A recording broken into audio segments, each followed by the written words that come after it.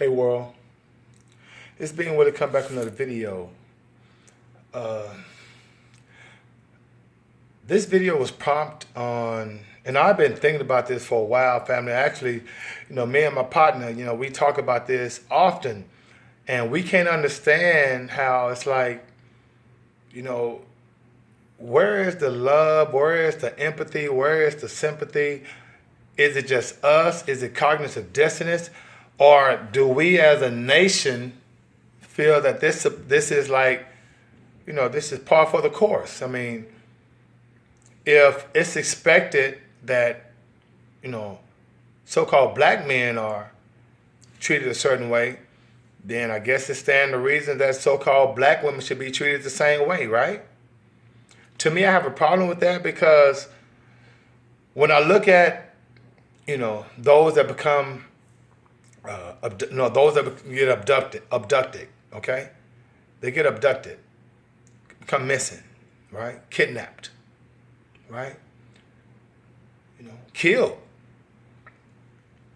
I can't understand how in a society that we live in, if you even go back to the 60s, where we supposed to have, civil rights, and which that tells you right there that the civil rights movement had nothing to do with human rights and treating a person based on just being a human from a humanitarian standpoint. Why should it matter what I look like if I need assistance? I should be granted that assistance.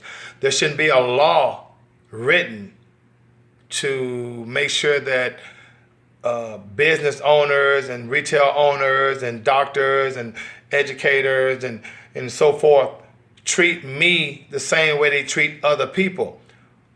Anytime you have to write that into law, it'll never work. Anytime you live in a society where there's a group of people that you had to write laws for in order for the general public, or in order for general political, economical, or societal programs to even acknowledge, something's wrong with that program. Something's wrong with that society. All right? Under the guise of civil rights. Because think now, the civil rights happened in the 60s. You dig? And so the whole civil rights movement was to assure that a certain group of people was granted. And what's a civil right? That's a man-made right. What about human rights? What about, no, treat me like a human. Treat me like you treat everybody else. I mean, for us to feel like, oh man, at least we got civil rights, or, so many people died in the civil rights movement. Come on, man, are you serious? It's never, ever been about civil rights. And so when you talk about Martin Luther King Jr. and Malcolm X and the Nation of Islam with Louis Farrakhan and Jesse Jackson and Al Sharpton and all of these cats, they always have, identified us as black and looking for handouts. And if it wasn't handouts, it was looking to rile you up. Instead of fighting for, not even fighting for, but just, hey, demanding, hey, treat me like a human. So it tells you right there that all this stuff is all up in the facade. Family, when you are POWs in your own country, and if you don't know POW, that's a prisoner of war. And it can be literal, okay, or metaphorically speaking. I mean, think about it. What happens to prisoners of war? Are they ever treated equal? See, forget granted civil rights, because see that right stuff, no, you granted privileges. And you have to understand this.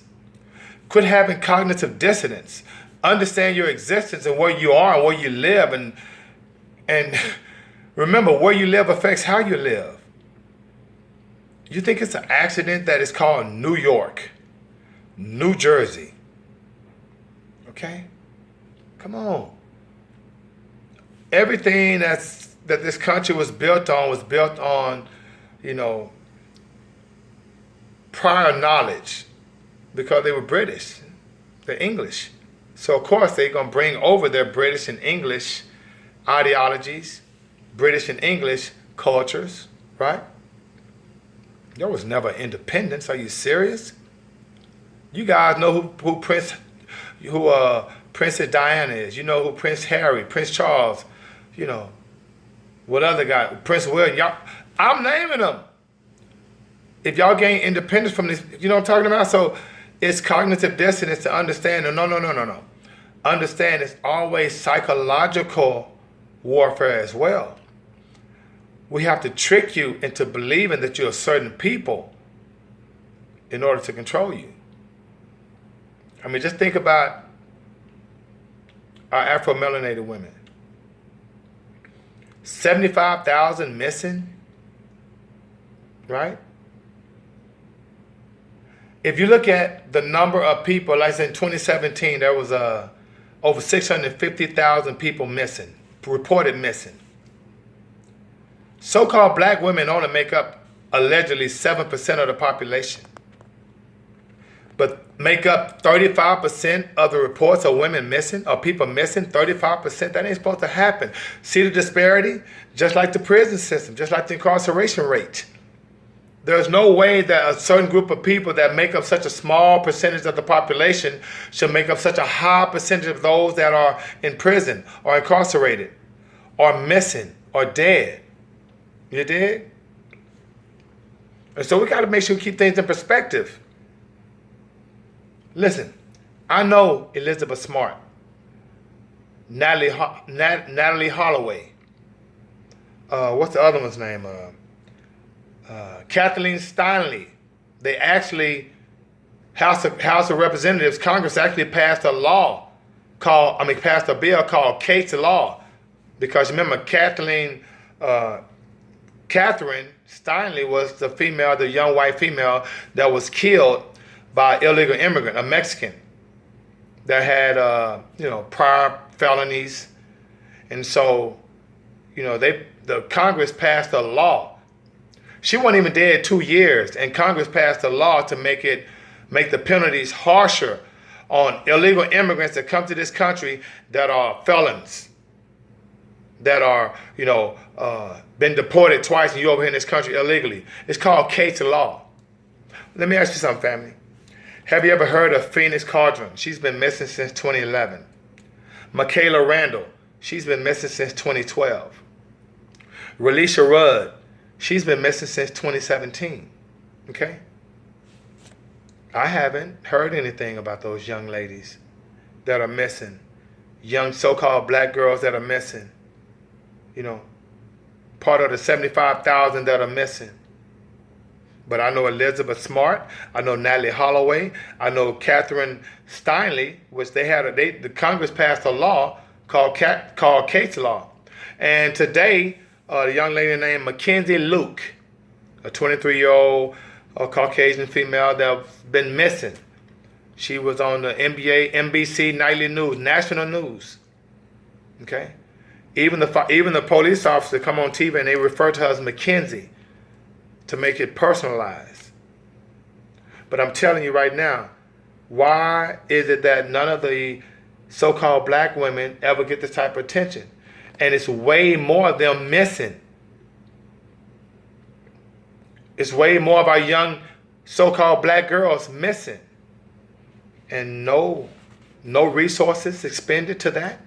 But you go to Chicago, which there are so many Afro-melanated women and children that are killed, but the resources are not directed toward that, but you can direct additional police resources to Jussie Smollett, because they say y'all have an additional footage that shows that maybe he's was in cahoots with those twins, those guys, that it's a scam, and y'all are expending additional resources on Jussie Smollett from Empire, opposed to trying to find out who killed or shot women and children or innocent young men in Chicago?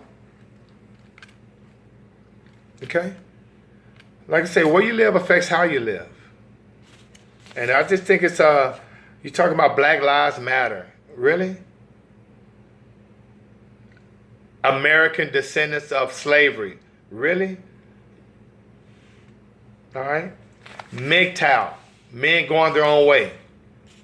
I mean, 75,000 black women and children are missing.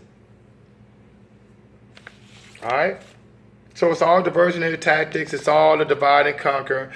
You know, it's unfortunate because, like I say, even with here in Houston, Malaya Davis, may she rest in love. I mean, why wasn't it on national news that her body was chopped up and left out there in Arkansas on the side of the roads? How we didn't know that happened to that young princess? Okay.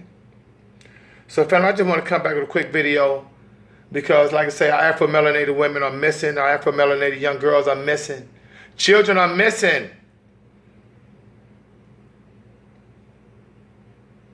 And then you're talking about what's going on in the border, the children at the border, where their parents brought them over here. If their parents didn't love them enough to keep them in a safe environment and they're going to bring them over here, knowing that they're going to be confiscated, knowing they're going to be put in detention centers, really? That's the parents' fault. But our children over here are being abducted, missing, and nothing said?